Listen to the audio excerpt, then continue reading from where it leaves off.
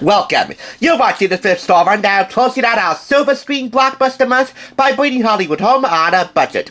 You know, I can count on both hands the amount of times I've ridden in an actual taxi cab. Maybe more, maybe less, but I'm estimating at this time about 7. I know never to take a cab at night, though, because at any given time, a cab driver could carry some potentially lethal baggage with them. I'm not saying that's ever happened to me, and I'm not saying that will ever happen to you, but I'm saying it definitely happened here, in real time, one night in LA. That's the basis for my favorite Michael Mann film of all time, Collateral. He is my second favorite. Anyway, if you're not familiar with Collateral, I'll leave a link below for you to check out my review of the DVD. But we have here Vincent, a trained assassin who takes hostage an innocent cab driver in LA named Max. He can kill him at will if he doesn't do what he's told. They are Tom Cruise and Jamie Foxx in an Oscar-nominated role. He actually got 2 Oscar nominations in the same year. One for this, which he lost, and he won the leading actor category for playing Ray Charles in the eponymous biopic. Go figure. Anyway, because I love the movie so much, I picked up the soundtrack for half off $1.99 from 2nd Avenue Thrift Superstore in Union. It runs nearly 52 minutes. It's distributed by Hippo Records and UMG Soundtracks, and it features the songs that were heard in the movie. A diverse lineup: The Seed by The Roots featuring Tony Chestnut, Groove Armada, Hands of Time, Guerrero Canela by Calypso. We have here Air by the Clash Brothers with Cuban percussion, Paul Oakenfold's Ready Steady Go, Korean version, for the club scene, Spanish Key by Miles Davis for the jazz club scene, Shadow on the Sun by Audioslave, Destino de Abril by the Green Car Motel. In addition to those songs, we have 8 score cues, 4 from the main composer, James Newton Howard, and 2 each from Antonio Pinto and Tom Rothrock, the latter of whom was responsible for writing and performing the goofy goober rock from the SpongeBob SquarePants movie. Oh yeah, he's good. The disc played smoothly, and not much in the way of liner notes in the film's pamphlet, the album pamphlet I should say, other than a listing of the songs, and key players responsible for recording and mixing and writing the songs, with some stills from the film and acknowledgements. That's it.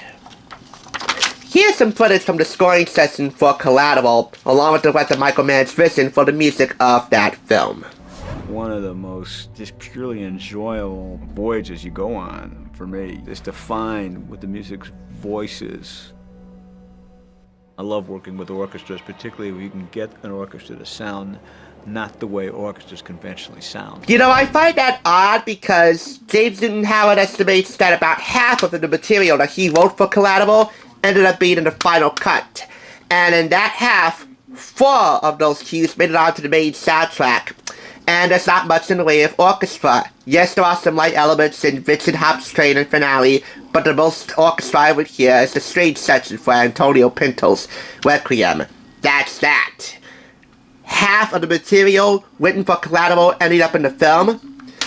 Come on, Michael Mann. As much as I love this, and as much as I admire your work, you just wasted the time, talent, and resources of a multi-Academy Award-nominated and Emmy Award-winning composer, and you had to hire 2 other folks to fill in the gaps for a different sound, the sound of LA.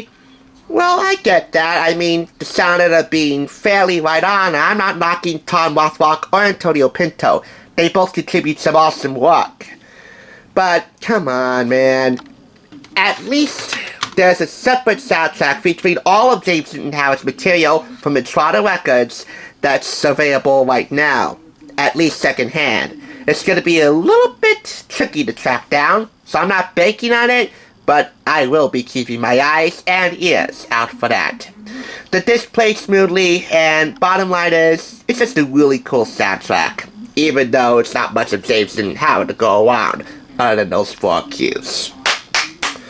I'm giving it 4 of 5 claps. I mean, this is definitely not road trip music, but it's a great soundtrack nonetheless, and for all you cab drivers out there, especially those in Los Angeles, if you're looking for some good tunes, this certainly could fit the bill, especially for one very unpredictable, long late shift.